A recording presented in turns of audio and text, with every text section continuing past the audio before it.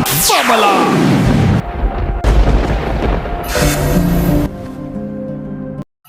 Inulan ng batikos mula sa social media ang isang babae na vlogger dahil sa kanyang viral na video na kanyang pinupost matapos siyang dumudura sa paglalagyan ng holy water sa loob ng isang parokya ng simbahan ng Katoliko. Ayon sa report, nangyayari ito sa isang simbahan sa isang lugar ng Misamis Occidental, sa parokya ng San Juan Bautista. Makikita sa kanyang video na positibong may masasamang intensyon ito nang siya ay nakaharap na sa paglalagyan ng holy water, at halatang nagmamasid muna ito sa kanyang paligid bago niya ginawa ang masamang balak na pagdudora sa banal na tubig. Ngunit, bago natin ibahagi ang kanyang video, alamin muna natin kung ano ba talaga ang kahalagahan ng holy water na pagmamay-ari ng simbahang Katoliko, kung bakit ganun na lang ang dinulot na sakit sa kalooban ng parokya tungkol sa pangyayari. Dahil ayon sa panig ng simbahan, isasara ang naturang simbahan sa loob ng 1 linggo upang pagpunan ang pangyayari na ito.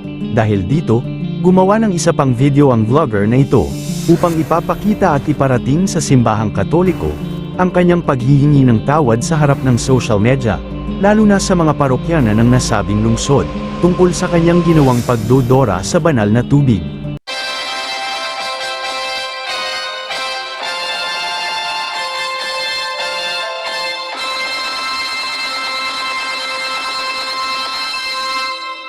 Gusto ko maipasaylo sa tanan nga Katoliko kung nakuan man gali sa inyo ang mga nakasala ako.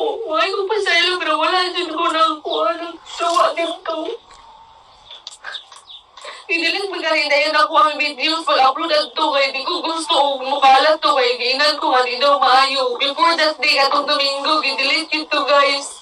Delete ito naluha ako dito na may tao pag makita nyo sa video nga naluha ba ko wala ba ko naluha.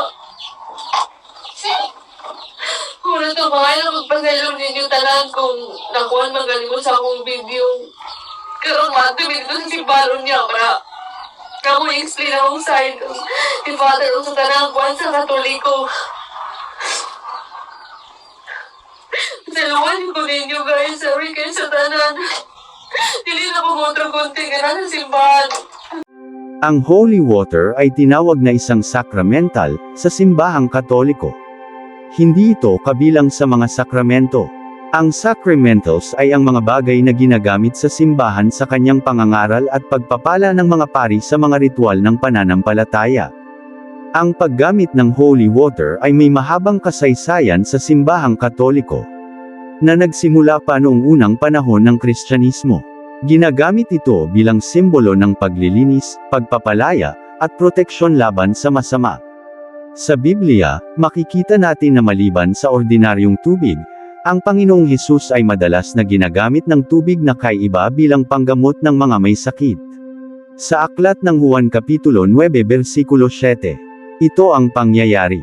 Pagkatapos, ipinahid niya ito sa mata ng bulag. Sinabi ni Hesus sa bulag, pumunta ka sa deposito ng tubig sa silo at maghilamos ka roon.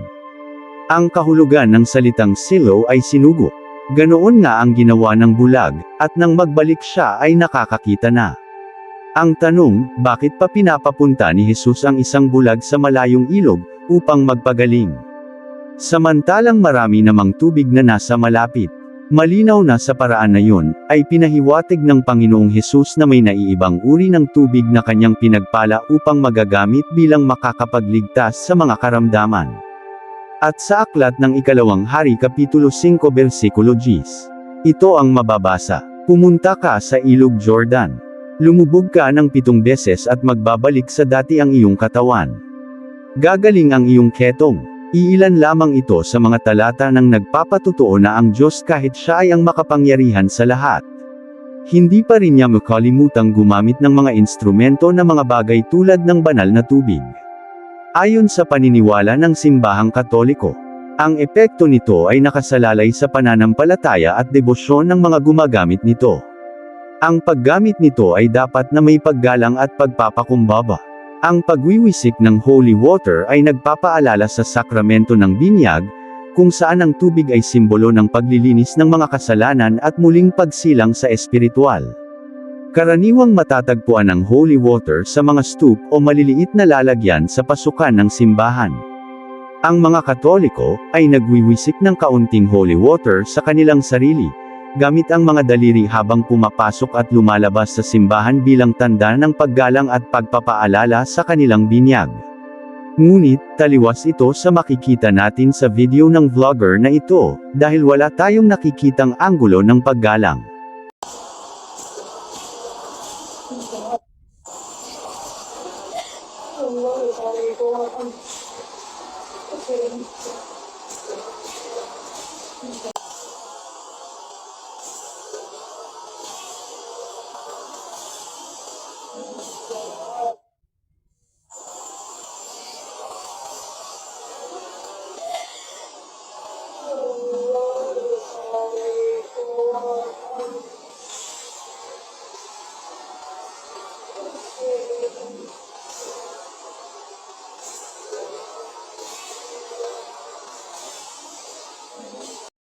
Subalit sa pagkakataong ito, pinakita ng simbahang Katoliko ang kanyang makadiyos na pamamalakad. Sa isang banda, tumawag ang obispo sa naturang lugar ng parokya upang makikipagpulong kasama ang lahat ng mga kaparian sa buong lungsod.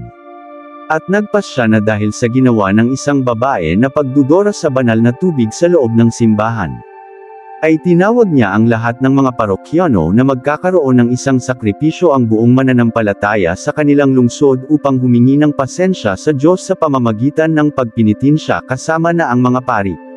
Ayon sa obispo, kailangang ang lahat ng mga mananampalataya sa kanilang lugar ay gumawa ng mga sakripisyo para sa pagkakasala ng isang tao. Inyo nakita nga, ano man yun nga, niyang yun ang mga kapalian. Tungkol kay ang atong na pag-imuon, usa kini kakabahin sa atong pagtuo. Ug dili kini dula-dula lang. Giyama-yamaan o gipanamas-tamasan ang maong simbahan, maong nga kini atong iuli o atong ihalad ngadto sa Ginoo pag-usab. Kay ang balaod sa simbahan, mao man gayon ang kaluwasan sa tao. Pero kung adunay magbinuang sa maong kaluwasan, doon na po tayo responsibilidad. Muna nga aniya ang mga kaparian, tungkol kay miduyong kami, miuban kami, nga dunay akong pagitapo, nga dili nato kabiyaan, dili nato ingnon kay sa ikling lang. Importante kayo kini. Gani, umani ini, umani ato nga pagpundok nato, kining simbahan, kinahanglan man nga siraduan. Kinahanglan man nga walay liturgical o misa nga pag-imuon dili until further notice. Nga naman, aron inyong mahibawan nga ang simbahan palaan ug dili nato panamas-tamasan ang pagluwa o pag-imong mga damutan. Labi na kung kini, murag isigya yun sa social media, usa kini kabinuang nga buhat nga dili nato palabyon. Mao nga ang mga kaparian, aniya kami, wan nato isipin yung arsobispo, amahan sa kalan. Ato kini giimo tungod kay dili nato ni ingnon lang nga kini okay na diay, dili. Mao man bitaw nga walay misa nga himuon nini karon ugma, Miyerkules, Domingo, hangtod. Terus kali nato mahimo. Kinahanglan yun nga ang mga katawhan mohimo og penitensya. Kinahanglan yun nga ang katawhan mohimo yun og mga sakripisyo. Tungod kay ang pagpakasala, baka mahimalta sa pagpakasala. Muna ang gitawag og corporate sin. Kana bang apilta sa pagpakasala? Tingali dunay na kita o wala siya badlungan. Tingali dunay na kabantay pero urang ipalabay lang. Muna nga kita nadugi kita sa pagpakasala. Ang atong mga kapalian, aniya din o ang atong kapalian, ang palihan na din mausap ang sulti kung ang katawhan mihimo pa gayon sa insakto nga pagpinitensya o sakripisyo. O amo kini nga iipanuay, amo kini timbang-timbangon kung ang simbahan ang ayan na ba nga abdingan. Adunay tingali ni Kuyana nga istorya nga sa sunod Domingo pwede na. O takibalo, tungkol kay amo pa kining hisgutan kung ang hangayan na ba nga maabligan tungod kay ang katawhan mihimo man sa sakripisyo o penitensya. Mao nga kami isip magkakapalian. Nagsabot na usab kami nasapit sa 7 dining bulana Agosto 7 sa alas 3 ang mga kapalian mohimo sa o mga penitensya o linaw magkumpisan o uban pa ang ipagituyog kaninyo tungod kay usa kini kadako nga sala, usa kini kadako nga kalapasan nga nahimo.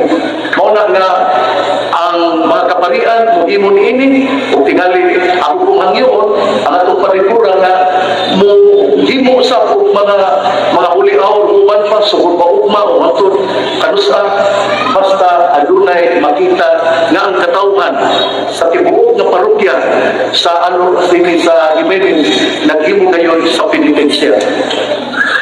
Mingon mo nga, wala pa may magpinuan ka na naman siya. Pero sanglit kita, usaman ka people of God, o unsa ang nagitabo sa kinatibukan, apektado magyuta. Muna nga, wala misa nga pagkahimuon, hangtod sa Domingo o hangtod kanusa, amo ka nang i-evaluate. Sa tibuok, nga Archdiocese, kamo ba ang gihimuan giini nga itong sinaduan, ang mao nga simbahan. Nga makaluloy, kay kamo maduhig man, walay misa, aron inyong mabati, nga ato yun di ay, na paggamon ng simbahan, o dili na ito panamas-tamasan. Ato yun di ay responsibilidad, na kung dunay mo aksyon o himong kautan, kinahanglan ato yun na sumpong. O mao kini ang atong panagtapok, aron kita mahibalo, nga dunay yun tayo responsibilidad. Kapwa ko, pananagutan ko, na ako yung tubagon, ang atong isig katao. Muna nga, nagtapok ka, labi na yun din mga batanon, nga di ang karoon. Inundumig yun ninyo, nga dili yun ta makayama-yama, dili yun ta makahimo o mga damutan, sunod sa simbahan. Kaya kung mohimo taanin, doon na din ni consequence, o ang tanan nga katauhan, apektado dahil hindi.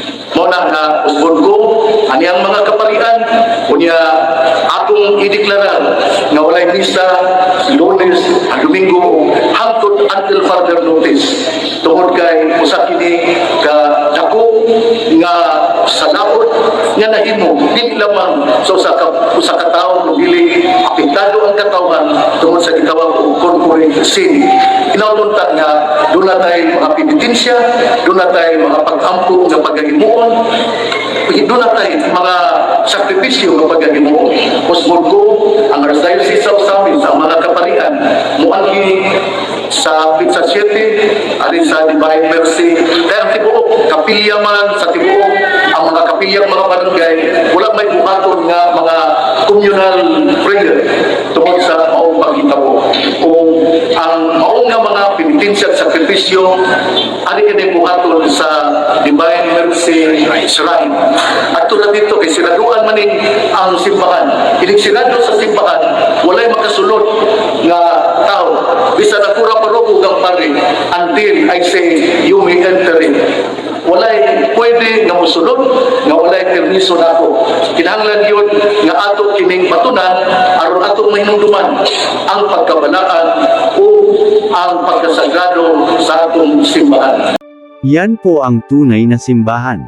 Hindi naghuhusga, bagkus, tinutuwid ang pangyayari at sa pamamagitan ng pagkakaisa, ay nangangarap na patawarin ng Panginoong Diyos ang sinumang nagkakasala sa kanyang simbahan. Kaya, wala din tayong karapatan na humusga kundi ang Diyos lang sa pamamagitan ng pasya ng kanyang simbahan.